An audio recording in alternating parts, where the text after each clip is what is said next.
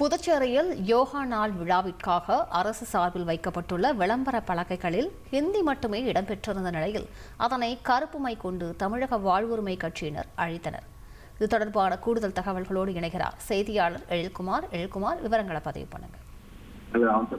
சர்வதேச யோகா தினம் வரும் ஜூன் மாதம் 21ஆம் தேதி கொண்டாடப்பட உள்ள நிலையில் அதற்கான முன்னேற்றமாக யோகா திருவிழா நாளை புதுச்சேரி கடற்கரை சாலையில் உள்ள காந்தி திடலில் கொண்டாடப்பட உள்ளது.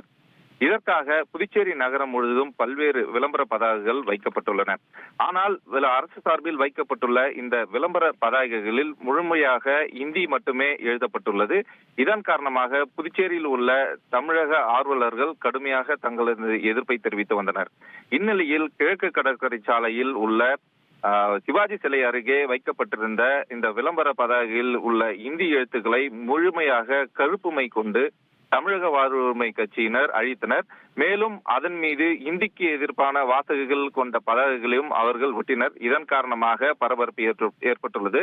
மேலும் புதுச்சேரி முழுவதும் தமிழை புறக்கணித்து ஹிந்தியில் வைக்கப்பட்டுள்ள பேனர்களை உடனடியாக மாற்றி தமிழில் அச்சிடப்பட்டுள்ள பேனர்களை வைக்க வேண்டும் என போன்ற கோரிக்கையும் தமிழக ஆர்வலர்கள் மற்றும் சமூக ஆர்வலர்கள் கோரிக்கை வைத்துள்ளனர். விரிவான விவரங்களுக்கு நன்றி எழில். தந்தி டிவியை உங்கள் கேபிள் டிவி ஆபரேட்டரிடம் இலவசமாக கேட்டு பெறுங்கள்.